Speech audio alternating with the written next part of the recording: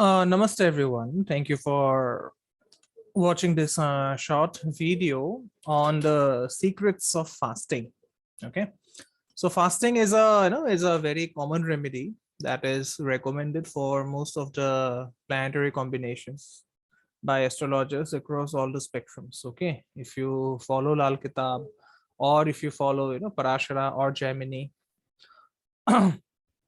fasting is it's a very common remedy that is recommended by most astrologers. Why? Because planets can enter your system, can enter your body only through food. Okay, and if the principle of fasting is that if you fast, or if you abstain from the food of the planet on that particular day, which is ruled by that planet, then then your life starts to improving in various ways. Okay, now coming to the secrets of fasting. Okay, so there are two planets for which you should not fast. Number one, the day of your weekday lord. Okay, suppose you are born on a Thursday, then fasting on a Thursday is highly prohibited. Okay, it is highly prohibited. So you should not fast, because the weekday lord, or the vara lord as we call, that is the seat of Agni. Okay, that is the seat of Agni in the horoscope, which is responsible for for maintaining the digestive fire in the stomach. Okay, so if you fast on that day, you're actually bringing down the quality of Agni that is represented by that planet. Okay, and then the other day when you should not fast is on the day of your second lord. Okay, you should never fast on the day of your second lord, even if it is a even if it is a malefic like Saturn or like Mars. Then also fasting on the day of the second lord is highly prohibited, because second lord is is the lord of your food, is the lord of your speech, is the lord of your saved wealth, is the lord of your family, is the lord of your assets, and so on. So every time you fast on the day of your second lord, all of these things, right, you start losing the quality of all of these things that I have mentioned. Okay, so these are the two these are the two immediate secrets, so as to say, regarding fasting. You should not fast. Number one, you should not fast on the day of your of your weekday lord, that means the vara lord. And secondly, you should not fast on the day that is lorded by your second lord, not on the day that is lorded by a planet in the second house, but on the day you should not fast on the day which is lorded by by the lord of your second house. Okay, for example, if you are, say, Aquarius ascendant, then the second house will be lorded by Jupiter, so you should not fast on a Thursday. If you're an Aries ascendant, the second house will be lorded by Venus, so you should not fast on a Friday. So that is how that is how we will look at it.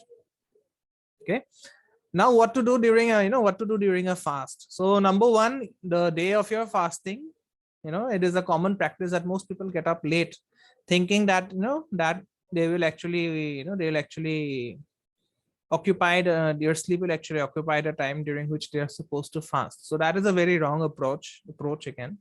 So on the day of your fasting, you should get up early in the morning, you should take bath, and after taking bath, you should spend at least 5 minutes under the sun. Okay, it's very, very important that you spend 5 minutes under the sun, because fasting, the remedy of fasting is ultimately dedicated to fire. Okay, and the fire actually comes from the sun in our solar system. So you should actually stand in the, after taking bath early morning, you should stand in the sun for, say, 3 to 5 minutes, and then you should read a text which is concerning the planet of which you are keeping fast. For example, a very good, in my humble opinion, a very good text to read is the Shani Mahatmya. Okay, that is a book which is easily available online, as well as you can buy it from any bookstore. Shani Mahatmya. You can read any version. You can read the original Marathi version also. You can read the you can read the Hindi version also, English version also. So you should make it a point to read the story of that planet which is there in the Shani Mahatmya. For example, if you're fasting on a Wednesday, then open the Shani Mahatmya and read the story of Buddha. So that is so that you actually you actually become aware of the qualities of that planet. Okay. Then what will happen is that you should make a list of those qualities. You should make a list of those qualities which the planet represents. Okay. For example, Buddha represents intelligence. It represents your intellect. It represents the way you speak. It represents your critical thinking, and there would be a lot of other qualities as well. Okay. So Robert Spovoda in his book, The Greatness of Saturn, he has listed he has given a comprehensive list of qualities that are represented by the by the planets. So look up the qualities that are represented by Buddha and try to reflect on those qualities. Okay, try to reflect on those qualities as to how you would you would be if those qualities were actually reflected in you. Okay, for example, Buddha represents intellect. Okay, so try to imagine yourself being highly intellectual. Okay, Buddha also represents your skin, right? So imagine yourself having a very very flawless skin, a skin without any problem. So you'll try to reflect on each of the qualities that are represented by that planet, and then you try to you try to go about your normal day. And after taking bath, after taking bath, this is another thing that you should do. The you should always wear a dress which is represented by the color of that planet. For example, if you're fasting on a on a Thursday, you would after bath you would wear a yellow dress, because yellow is representative of Jupiter. Okay, so preferably the fasting should be should be done from sunrise to sunset, preferably without water. But if you have a problem, suppose you cannot stay without drinking water, then at least you can drink water, or you can drink some fruit juice, but ensure that you are not drinking the processed juice. Okay, you are not drinking the processed drink or the fizzy drink from the market. Rather, you should you should have a juicer of your own and extract the juice and drink it. Okay, you should not have fruits. That is a very common misconception. People think that eating fruits or maybe eating sabudana is okay during fasting, but that is a big no.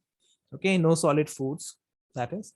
And after sunset, as I said, you should break the fast by consuming some fruit or some vegetable that is represented by the planet for whom you're keeping the fast. For example, again, if you're fasting on a Thursday, you would actually in the morning of a Thursday, you'll just soak some chickpeas, that is chana dal, in a bowl of water, and you'll break the fast by consuming the same water on which the chickpeas were soaked. And then you'll just take a few chickpeas on your hand and consume it directly.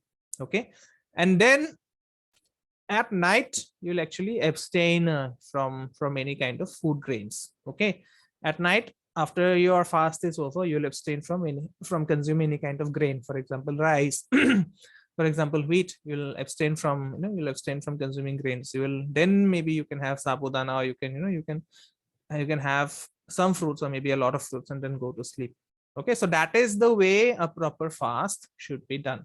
Okay, and needless to say, on the day of the fasting, you should never argue with anyone. You should never badmouth anyone. You should never harbor any feelings of jealousy, or feelings of guilt, or feelings of anger towards anyone.